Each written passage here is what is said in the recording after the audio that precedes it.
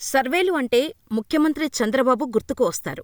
అయితే ఇప్పుడు deputy CM Pawan Kalyan కూడా ఆయన దారిలోనే పయనిస్తున్నట్టు కనిపిస్తున్నారు. ఎప్పటికప్పుడు ప్రభుత్వం, ఎమ్మెల్యేలు, మంత్రుల పనితీరుపై నివేదికలు తెప్పించుకునే ముఖ్యమంత్రి చంద్రబాబు అప్పుడప్పుడు సీక్రెట్ సర్వేలు నిర్వహిస్తారన్న విషయం తెలిసిందే. ఈ విధంగానే తన ప్రభుత్వం ఏర్పడిన 100 రోజులకు మంత్రులకు పనితీరు ఆధారంగా ర్యాంకులు కేటాయించారు సీఎం చంద్రబాబు. అయితే దీని నుంచి స్ఫూర్తి పొందారో, లేక తమ ఎమ్మెల్యేలు పనితీరు ఎలా ఉందని తెలుసుకోవాలని భావించారో కానీ డిప్యూటీ సీఎం పవన్ కళ్యాణ్ కూడా ఓ సర్వే జరిపించారని పొలిటికల్ సర్కిల్స్లో టాక్ వినిపిస్తోంది. ప్రస్తుతం జనసేనకు రాజకీయ వ్యూహాలు అందిస్తున్న ఓ సర్వే సంస్థ తాజాగా జనసేన ఎమ్మెల్యేల పనితీరుపై ఆయా నియోజకవర్గాల్లో ఆరా తీసినట్టు చెబుతున్నారు. ఇందులో పలువురు ఎమ్మెల్యేలపై తీవ్ర ఆరోపణలు ఉన్నట్టు తేలిందని సమాచారం. దీనిపై నివేదిక సిద్ధం చేసి డిప్యూటీ సీఎం పవన్ కళ్యాణ్కు అందజేశారని, తమ ఎమ్మెల్యేలపై ప్రజల్లో ఉన్న అభిప్రాయం తెలుసుకొని పవన్ షాక్ తిన్నారని అంటున్నారు. సరిగ్గా ఏడాది క్రితం జరిగిన ఎన్నికల్లో కూటమిగా పోటీ చేసి జనసేన తిరుగులేని విజయం సాధించింది. పోటీ చేసిన అన్ని స్థానాల్లో గెలిచి 100% స్ట్రైక్ రేట్ అంటూ ఇప్పటికీ గొప్పగా చాటుకుంటోంది. అయితే ఎన్నికలు జరిగిన ఏడాదికి జరిపిన సర్వేలో పూర్తి విరుద్ధమైన ఫలితాలు రావటం చూసి డిప్యూటీ సీఎం పవన్కు దిమ్మ తిరిగిపోయిందని అంటున్నారు. ప్రధానంగా గోదావరి జిల్లాలకు చెందిన కొందరు ఎమ్మెల్యేలపై తీవ్రమైన ఆరోపణలు ఉన్నాయని సదరు సర్వే టీం నివేదించినట్టు చెబుతున్నారు. బంధుప్రీతి, అవినీతి, లిక్కర్, శాండ్ మాఫియాలకు నాయకత్వం వహించటంపై ఎమ్మెల్యేలు విమర్శలు ఎదుర్కొంటున్నట్టు కథనాలు వస్తున్నాయి. దీంతో అలర్టైన డిప్యూటీ సీఎం పవన్ ఆరోపణలు ఎదుర్కొంటున్న ఎమ్మెల్యేలతో వ్యక్తిగతంగా మాట్లాడాలని నిర్ణయించుకున్నట్టు చెబుతున్నారు. వచ్చే నెలలో ఇందుకు ముహూర్తం కూడా ఫిక్స్ చేశారని అంటున్నారు. జూన్ 12వ తేదీన ప్రభుత్వం ఏడాది పాలన పూర్తి చేసుకుంటుంది. ఈ సందర్భంగా విజయోత్సవం నిర్వహించాలని కూటమి సర్కార్ ప్లాన్ చేస్తోందని అంటున్నారు. ఇది పూర్తయిన తర్వాత ఎమ్మెల్యేలతో ముఖాముఖికి ఏర్పాటు చేయాలని జనసేనాని పవన్ పార్టీ యంత్రాంగానికి సూచించారని చెబుతున్నారు. దీంతో తమ అధినేతకు అందిన రిపోర్టులో ఏముందనే సస్పెన్స్తో ఎమ్మెల్యేలు ఆందోళన చెందుతున్నారని అంటున్నారు. మరోవైపు ఆరోపణలు ఎదుర్కొంటున్న ఎమ్మెల్యేలపై పవన్ ఏ నిర్ణయం తీసుకుంటారనేది కూడా ఉత్కంఠ రేపుతోంది. ఇక మరోపక్క మెగా బ్రదర్, జనసేన ప్రధాన కార్యదర్శి కొణిదెల నాగబాబు ఎమ్మెల్సీ. ఈ హోదా బాగానే ఉంది. హాయిగా పెద్దల సభలో 6 ఏళ్లపాటు ప్రాతినిధ్యం వహించవచ్చు. ప్రజా సమస్యలను పెద్దల సభలో ప్రస్తావించడం ద్వారా మంచి పేరు తెచ్చుకోవచ్చు.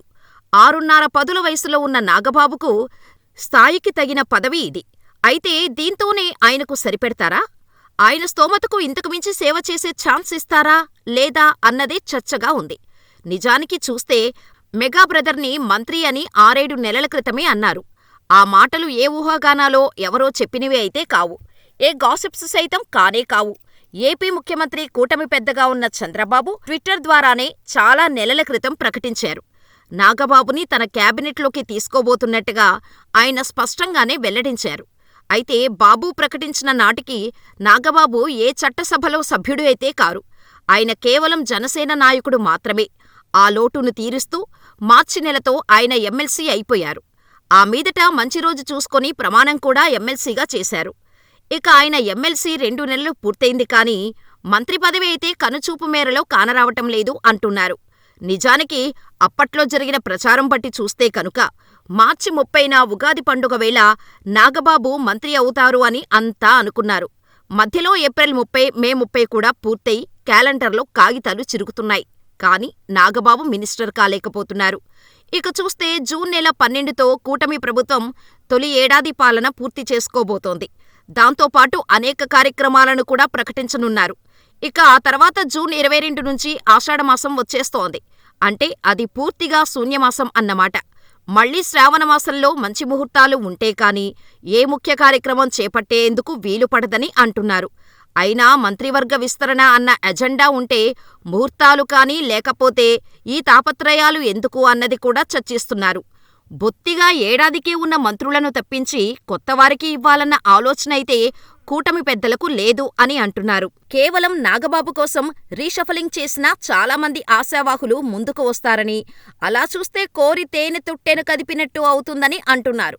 దాంతో అన్నీ చూసుకొని సమయం, సందర్భం వచ్చినప్పుడే మంత్రివర్గంలో మార్పులు చేర్పులు అని అంటున్నారు. అంతవరకు నో విస్తరణ, నో మార్పులు అని కూడా చెబుతున్నారు. సో నాగబాబుకు మంత్రి పదవి విషయంలో అయితే ఫుల్ క్లారిటీ వచ్చింది అని చెబుతున్నారు. ఇక జనసేనకు 3 మంత్రి పదవులు ఇచ్చారు. బీజేపీ మరొకటి కావాలని అంటోంది. టీడీపీలో ఆశావాహులు చాలామంది ఉన్నారు.